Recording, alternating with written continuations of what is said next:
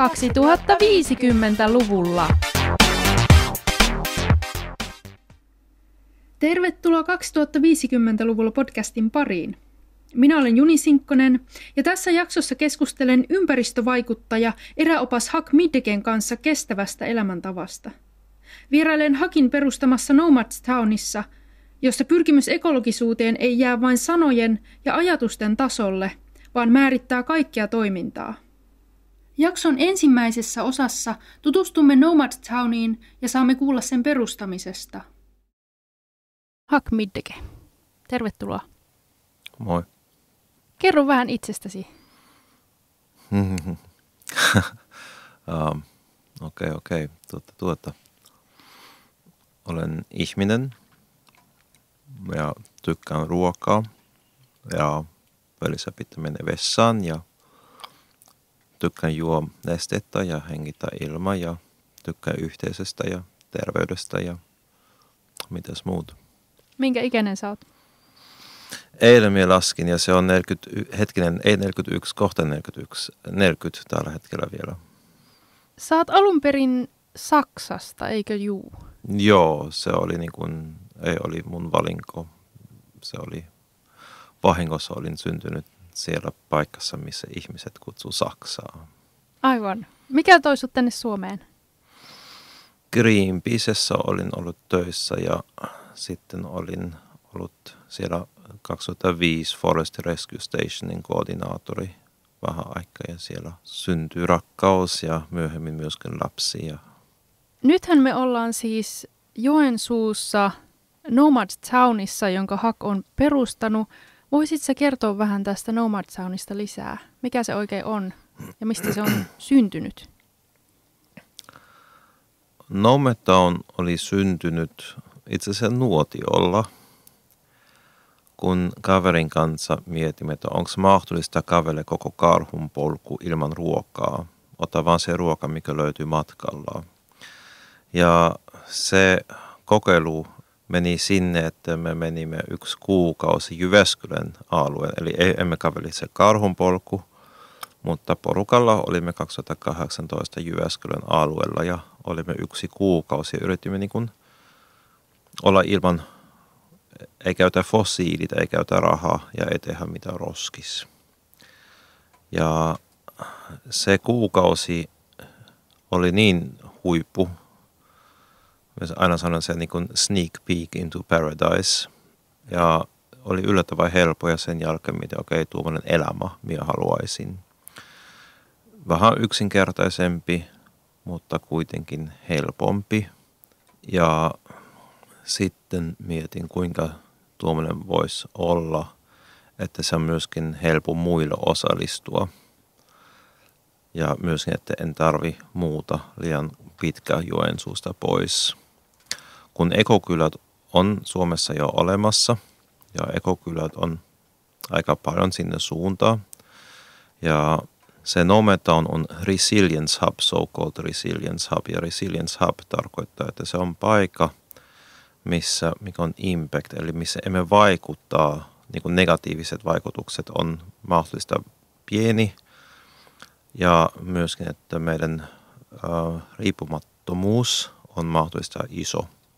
Jos vaikka on sähkökatkaus tai jotakin, että emme huomaa, että voimme vain jatkaa niin kuin normaali. Aika paljon niitä ekokylät, ne on resilience-hubit, mutta se Nomadtown, siellä on vähän erilainen kulma vielä on, että se on siirrettävä. Eli olemme vähän niin kuin pieni siirrettävä ekokylä, tosi nuori. Tällä hetkellä noin 2 ja 2,5 asukkaat, eli usein on vieraat. Ja kesällä olimme välissä 8 ihmistä täällä. Ja nyt kun talvi on taas tulossa, se on nyt toinen talvi tulossa täällä, on nyt vähän rauhallisempi taas ja se on aika mukava, kun talvi pitäisi olla rauhallinen aika mun mielessä. Ja olemme ihan täys off-grid, eli off-grid ja ruoka tulee erilaisia, mikä on lähteet, mistä ruoka tulee. Eli ja sähkö tulee auringosta. Elämä on vähän hitaammin ja pienempi, mutta myöskin mahdollista, että ainakin mulla on se fiilis, että täällä voisin ymmärtää mun elämää. Eli Nomadsound on nyt parivuotias. Niin, se alkoi viime vuonna 2019 elokuussa. Eli reilu vuosi, puolitoista vuotta. Yli melkein. vuosi, 14 kuukaudet luulisin. Joo, kyllä. Ja Nomad Town eli nomadi tarkoittaa, että se koko homma on siirrettävä, mutta myöskin siellä on aika paljon ihmisiä, kuka on, en tiedä onko se ne matkustaa tai ne on nomadit, eli ne siirretään paikasta paikkaan ja välissä niitä ihmisiä, ne tulee tänne ja olla täällä muutama yö tai viikko tai myöskin kuukaudet ja se on niin kuin paikka, missä kaikille nomaadille voisi olla koti. Miten paljon sä arvioisit, että täällä on yhteensä käynyt porukkaa yöpymässä tai olemassa jonkin aikaa tässä 14 kuukauden aikana? Hyvä kysymys. Eli se vieraskirjan idea tulee vasta myöhässä. Mutta kuinka paljon oli täällä ollut porukka? Luulen nyt vuoden sisällä ehkä yli 30, vähemmän kuin 50 ihmiset. Ja kesällä oli enemmän. Joo. Nyt 20, sitten 50. Millainen on tyypillinen arkipäivä Nomadsoundissa? Onko sellaista? No, se on vähän se menee sinne suuntaan se kysymys. Eli joskus minä olin juhlissa ja joku sanoi, että tämä on Haken asu Jurtassa. Ja minä mietin, mitä outoa, että niin kun, ei se kertoi paljon minusta, niin kun jos vaikka ehkä täällä Suomessa se sanoi jotakin, mutta niin jos Mongoliassa sanoit, että hei, tuo on Haken asu Jurtassa, aha, se ei sano mitään. Ja myöskin jos mies sanoo, että on Pekka, hän asuu asunnossa tai talossa, se ei kerto paljon. Eli myöskin arkipäivä siellä on ihan normaali. Eli riippuu vähän niin kuin minkälainen arkipäivä sulle yleensä on.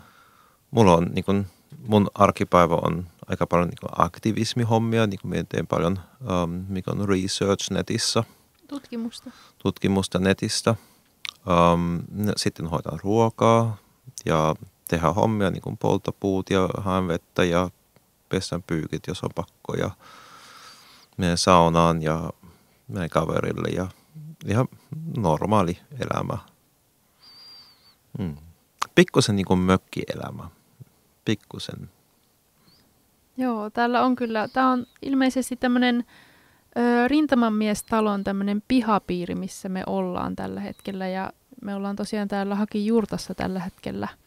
Täällä on oikein lämpöisää, tuossa on tuommoinen kamiina, joka lämmittää ja saatiin just maukasta pakuriteetä juodaksemme ja tuolla pihalla on paljon tilaa, metsä taitaa olla tuossa ihan vieressä ja hyvin rauhallista, hiljaista. Millaista aktivismia sä teet? Onko tämä Nomadsound osa sitä aktivismia? Kyllä, eli mun on oma aktivistihistoria on niin kuin Greenpeacessa suora toiminta aika paljon. Ja se suora toiminta, se on verissä, niin kuin ei ole vaihtoehtoja.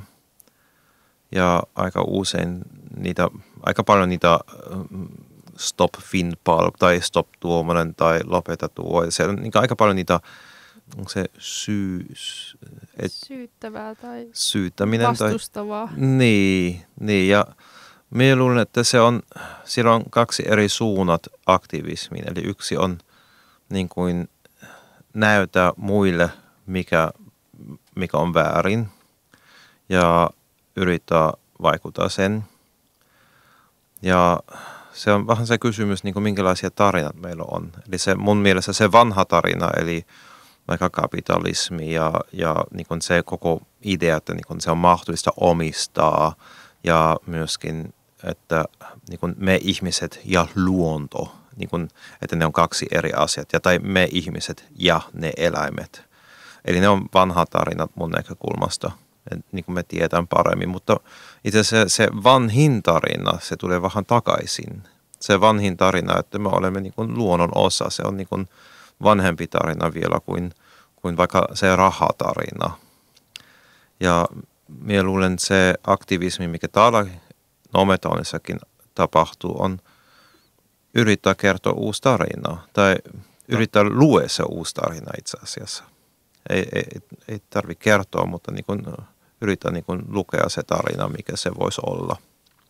Ja minne suuntaan se menee. Ja se on, en tiedä onko se hidammin kuin se niin kuin pushing activism, eli se työntäminen.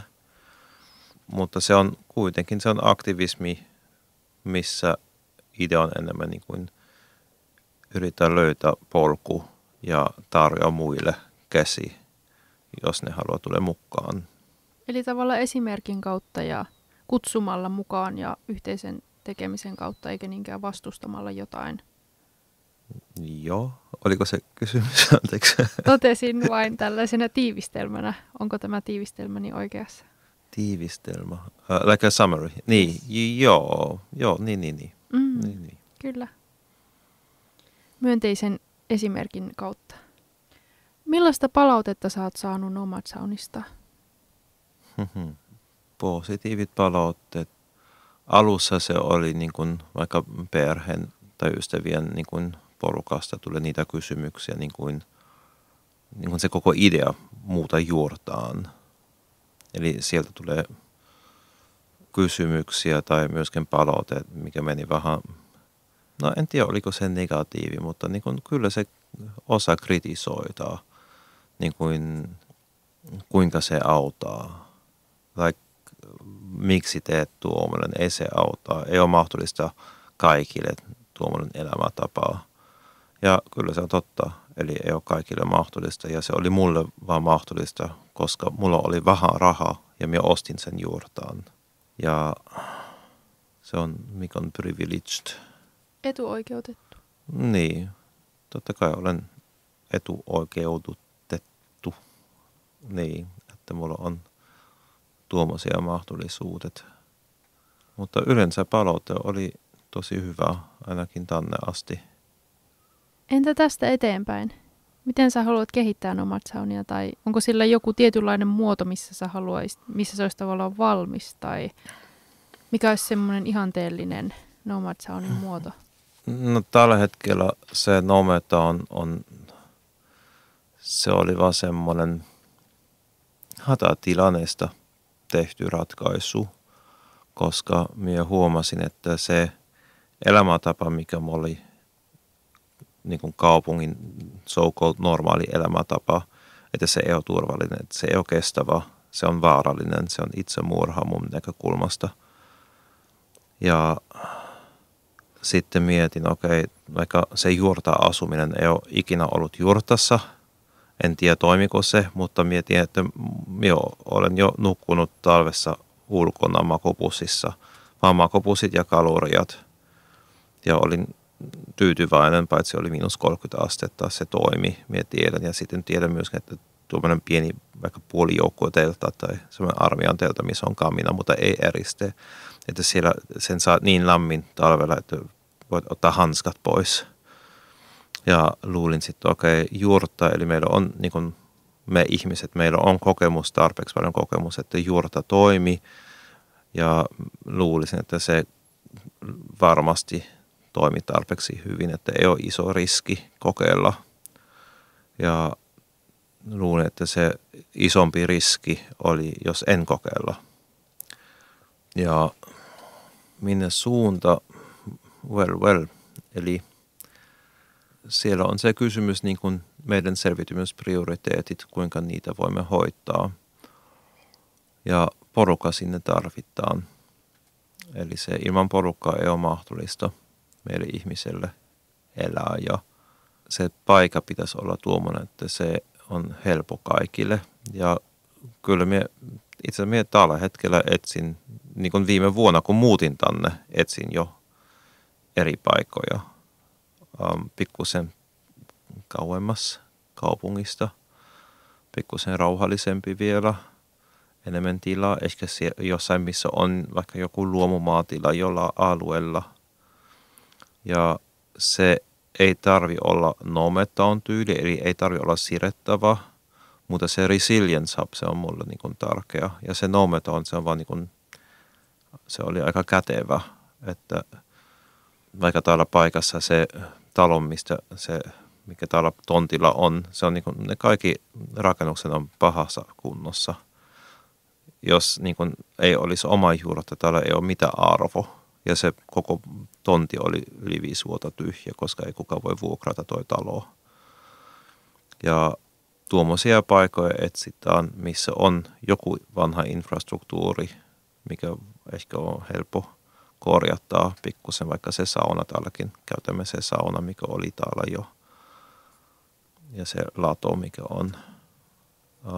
Mutta kyllä voisi olla myöskin joku pieni mökit tai jotakin. Eli mökit on aika kätevä, koska se on aina, niin kuin aina hyvä, jos se on mahdollisesti paljon luonnonmateriaalit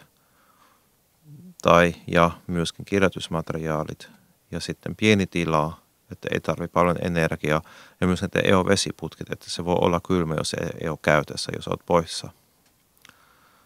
Ja se lämmitää nopeasti, niin kuin se juurta. Se lämmitää tosi nopeasti, mutta jos on ulkona pakkaskeli ja minä en ole kotona, en lämmitä se, sitten täälläkin on pakkanen. Niin. 2050-luvulla. Me ollaan nyt tässä Nomad Saunin pihalla, tultiin jurtasta ulos. Minkäs kokoinen toi jurtta on suurin piirtein neliöiltä? 25. 25, eli Joo. käytännössä pienen yksiön verran. Niin, yli 24 tarvii rakennuslupaa. Ja mulla on. No niin. Ja niin, talvella olimme 3 henkilöä siellä. 2 aikuiset ja 1 lapsi. Ja se toimi. Eli 25 on ihan hyvin sopiva. Haastava velissä, mutta mahdollista ja mukavaa.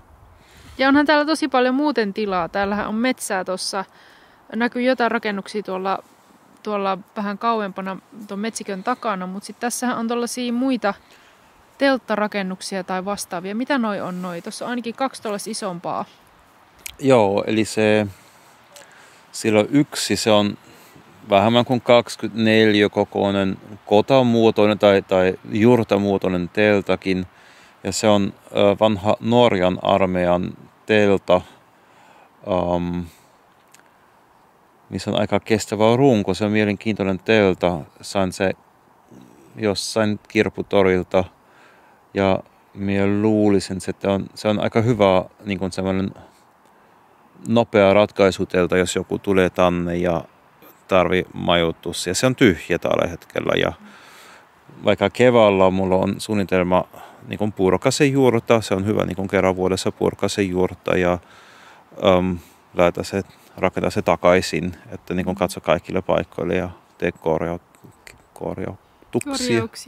korjauksia tai huoltohommia ja sitten tarvin tilaa, mihin kaikki tavarat laitan ja sitten se tulee sinne teltaan. Ja se musta telta siellä, jos me menemme vähän eteenpäin. Ja siellä on aika pitkä historia tässä teltassa, eli noin yli 120 vuotta sitten joku nuori saksalainen partiolaispioneeri, kuka alkoi se partiolaisten toiminnat Saksassa. Hän oli Lapissa ja siellä hän näkyi ne saamelaisten kota tai laavu tai niin kuin saamelaisten teltat ja hän mietti, että tuommoisia teltat on aika fiksu, se voisi sopia partiolaiselle ja sitten hän keksinti systeemi, että siellä on perusmuotossa 4 samanlaiset kangaspalat ja jokainen partio kantaa 1 kangaspala ja 1 kangaspala on tarpeeksi iso, että niin kuin 1,5 partiolaiset voi nukkua sen alle ja sitten 2 palasta voi tehdä jo telta ja sitten 4 palasta voit rakentaa iso telta, missä myöskin voit pitää nuotio sisällä ja meillä on täällä Nomad Townissa niin kuin 2 keittiötä, eli yksi on se niin kuin hopeakeittiö, mikä on juurtan sisällä. Ja sitten on se musta keittiö, eli mihin niin käytetään avotulet, eli erilaiset risukeittimet ja rakettiuunit. Ja ne on enemmän ulkona. Ja ne on tosiaan tässä on tämmönen koivuilla koristeltu tommonen ikään kuin katos tossa. Ja tossa on ilmeisesti niin kuin ruokapaikka. Kesällä on varmaan mukava syödä tossa. Ja tossa on siinä vieressä noi keittimet. Joo, täällä on erilaisia keittimet ja niitä voimme siirtää sitten, jos saattaa vettä, voimme siirtää niitä sinne mustateltoihin. Ja se on myös niin kuin aina mukavaa ja paljon nopeammin kuin tehdä ruokaa siellä. Se on yhtä nopea kuin vaikka sähköliesi, mutta ei käytä sähköä. Se on CO2-neutraali, eli puu tulee lahjametsästä ja toimi hyvin. Ja samovaarikin on tuossa. Joo, niin kuuma vesi on kiva, jos kuuma vesi on ja se samovaarikin toimi puulla. Ja tässä on kasvihuone myöskin. Tämmönen, miksi tätä voisi kutsua tätä muotoa? No vähän kuppulimuotoinen se niin, on. Eli onko siellä 8 kulmat ehkä? Joo, onko siellä, onko se 9 kulmat? En minä muista, mutta se on niinku kolmiosta tehty, kakkosta tehty kolmiot ja siellä on sitten se kasvihuone muovi ja sisällä on kohopenkit ja sisällä siellä keskellä siellä voit seisoa. Ja se kasvihuone on nyt valmistettu, että seuraava keväällä voimme tehdä kasvaa ruokaa täällä sisällä. Joo, tuossa on tosiaan, kurkataan tuonne sisälle kasvihuoneeseen, siinä on tosiaan tämmöinen kuoppa tuossa keskellä ja sitten muuten on kohopenkkiä ja katettu ruoholla tai heinällä. Ja se on aika pieni, eli se onko se 4 tai 5 neliö, ei ole paljon isompi kuin se. Onko tässä kasvimaata muualla kohtaa sitten? Joo, siellä Jurtan ja talon välissä meillä on muutama kohopenki, täällä on yrtispiraali ja isompi kasvimaat sinne. Siellä on kutsu auki vaikka kouluille, eli kaikki joensulaisten kouluille. Täällä voisi olla oma koulun kasvimaat siellä, vaikka siellä on hyvä pohja. Ja tässä on niin kuin mun oma pieni kasvimaa, missä on vähän perunoita ja salaattit ja muut juurikasvikset. Ja, no ne murohaiset, ne syö ne kaikki mansikoita, mutta tosi paljon oli kurkkuja ja kurpitsatkin oli paljon, kesäkurpitsat ja nyt vielä on siellä lehtikaali ja toinen kaali ja myöskin vähän punajuuri on vielä maassa. Täällä nyt ainakin tilaa riittää kasvimaalle, jos haluaa tulla tekemään tänne vaikka kasvimaata koululuokkien kanssa, niin täällä nyt ainakin maata riittää tosi hyvin. Tuollakin on yksi teltta. Mikäs toi on? Tuolla on tämmönen pieni teltta. Joo, se on vierasvessa. Vierasvessa, aivan. Täällä on ihan erikseen, mutta eikös muuten käy puskapissillä? No pissillä vaikka ihan minne vaan, mutta kakalle siellä on, kun me käytämme niin kuin semmoinen human manure-systeemi, eli se tarkoittaa, että me käytämme niin kuin omaa kakka kompostiajan jälkeen, se on 2 tai 3 vuotta, riippuu vähän niin kuin kesän lämpötilasta. Sen jälkeen voimme käyttää ne, onko se lanta, ihmislanta myöskin kasvimaalla ja sinne olisi kiva, että me tiedetään, mikä siellä kakassa on tai mikä siellä ei ole. Eli meillä on semmoinen turvallinen kakka, eli missä ei ole lääkkeitä, ei ole hormonit, mikä voit käyttää kasvimaan. Ja sitten siellä on ne, missä ei tiedä, tai mistä et halua kysyä, tai mistä tiedät, että ei ole turvallinen käyttää kasvimaalla. Ja siksi siellä meillä on toinen komposti. Ja se teltta siellä on itse asiassa vain kuoppa, maakuoppa. Se ei mene kompostiin, se menee vaan niin kuin maan alle. Se on semmoinen nopea väliaikaratkaisu. Kesällä oli paljon porukkaa. Semmoinen kompostivessa, se on hyvä, jos se on käytössä. Jos se kompostivessa ei ole käytössä, sitten se on helpompi, jos tuommoinen on, mikä on vaan joskus käytetään. Tuolla näkyy olevan myös pihasauna. Mites vanha toi sauna on?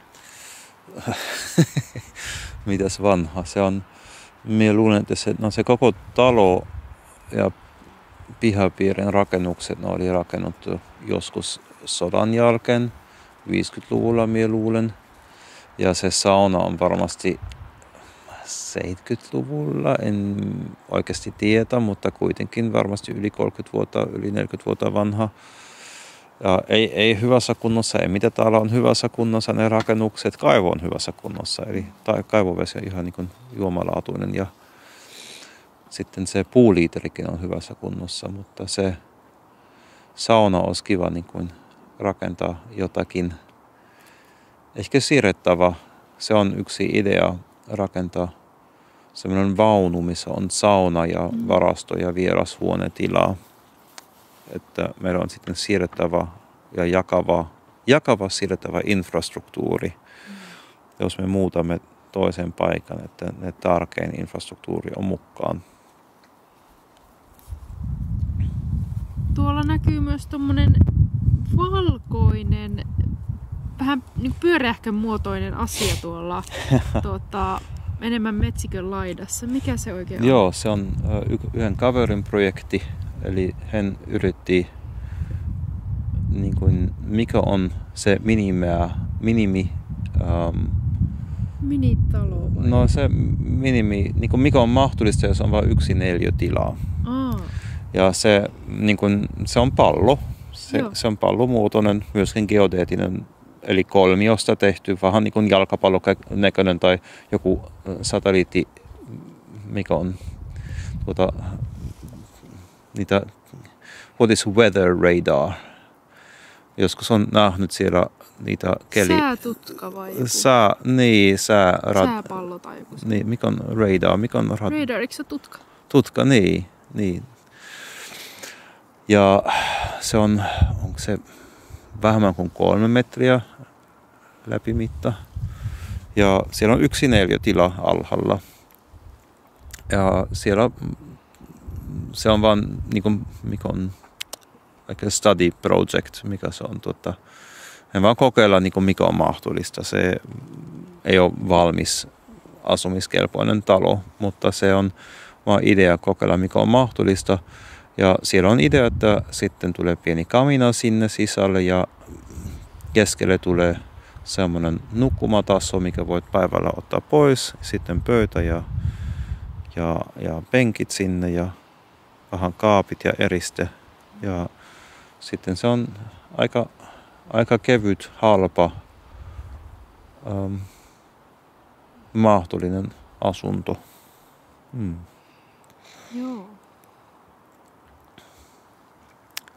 Mitäs muuta sä haluaisit esitellä täällä? Mitäs muuta täällä on? Tuossa on tommonen omakotitalokin tossa tosiaan, mutta se ilmeisesti ei ole asumiskunnossa. Ei, se on ihan pahassa kunnossa. Eli olin ollut 1 tai 2 kertaa siellä sisällä ja katson minkälainen se on ja yritin katsoa, onko se maakelleri siellä, se kelleri mikä siellä on, onko se kätevä käyttää tai ei ole. Ja luulen, että maanomistaja haluaa saada se tila, että joskus rakentaa jotakin uusi sinne ja muuten ne rakennukset ei ole käytössä. Ja sitten se metsä, täällä oli avohakusuunnitelma. Ai tuohon viereen? Niin, tässä koko metsä, se oli avohakusuunnitelma oli ollut, mutta pelastimme sen, puhuimme maanomistajan kanssa ja sanoi, että hei, se on, saat enemmän arvoa omasta metsästä, jos ei tehdä avohakkuja. Sitten oli myöskin yksi metsäomistajan liiton jäsen täällä mukaan, kuka sanoi, ja kyllä se on totta. Ja ehkä tulee tänne myöskin metsäeskeri tänne tiloihin. Sitten jos metsäeskeri tulla, sitten olisi niin kuin kiva, että täälläkin on metsä. Muuten se metsäeskeri ei tule ja sitten maanomistaja ei saa vuokraa sieltä metsäeskeristä. Ja kun muutin tänne viime vuonna elokuussa, täällä oli joka yö hirvet täällä pelton reunalla nukkumassa. Hirviä. Joka yö. Ja sitten ne muutti talvialueen ja sitten keväällä kun ne tuli takaisin, siellä oli se hakku. Se harvinaishakku ja ne ei ole tullut takaisin. Myöskin me olemme nyt täällä. Sitten mielenkiintoinen on, siellä on se muuruhaisalue. Myöskin se sama alue, missä ne hirvet olivat. Siellä on ne muuruhaiset. Heillä on yhteishomma menossa, että ne hirvet tykkää nukkua siellä, missä muuruhaiset on lähellä. Minkä takia? Minulla, että ne hoitaa niin kuin hirven parasiitit ja puhtasta ihoa. Tai en tiedä, mutta se aika usein, jos löysit metsässä sellainen hyvä, pehmeä, tasainen, lammin, kuiva paikka, missä haluat itse nukkua siellä. Jos katsot niin kuin lähempi, sitten näet, siellä on aika usein hirven karvat, mutta myöskin muuruhaiset lähellä. Joo, tuolla olikin aika paljon noita muurahaispesiä tuolla pellolla. Mä kävelin tuosta tonne metsän laitaan, niin siellä näkyy monta kekoa. Onko jotain muuta, mitä sä haluaisit vielä esitellä täältä?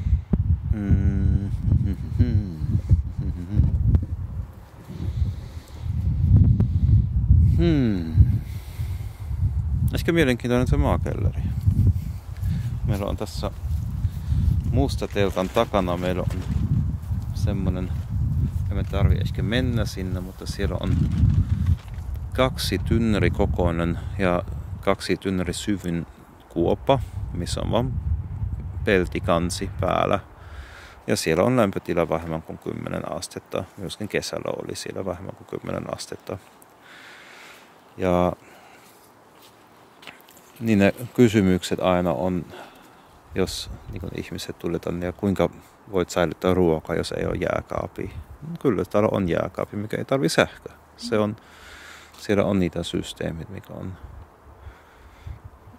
Ei ole uusi keksinnöt. Ne ikivanhan systeemit, mutta niin kuin pitää vaan muistaa tai unohtaa, mikä uusi normaali pitää vähän unohtaa ja sitten muistaa niitä. Onko vielä jotain? No täällä on Town Square. Me olemme täällä Town Squareissa. Tässä se on niin kuin, täällä niin kuin kesällä istumme täällä ympäri ja syömme täällä. Se on vain 2 rahtilavat. Jos haluat perustella joku kommuuni, pitäisi käyttää vain 2 rahtilavat ja valmis. Joo, tässä on tosiaan tämmönen, mistä jo puhuinkin. Ikään kuin tehty kupoli noista koivuista ja siinä roikkuu sitten keskellä tommonen hieno koriste, jossa on Nomad Town kyltti vielä siinä keskellä ja sulkia koristeena ja kiviä ja puuta. Onko tää semmoinen kokoontumispaikka?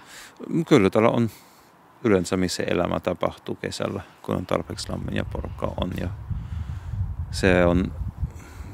siellä on mahdollista vetää semmoinen aurinkosuojakangas päällä.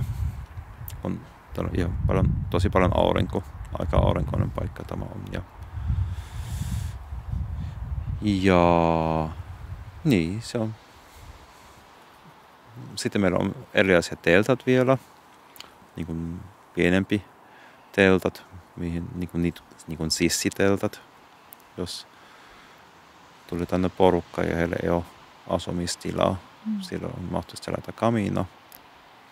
Sitten meillä on iso kotapata siellä, missä voit, tai pata, on se joku 80 litraa kuuma vesi, voit sieltä saada. Se on vaan tynnyri, missä tehdään tulet sisälle ja sitten se on iso pata, kattila. Se on ehkä kaikki, mikä tarvitaan. Niin. Kaikki, mikä on tarpeellista, on täällä. Ja enemmän. Ja enemmän vielä.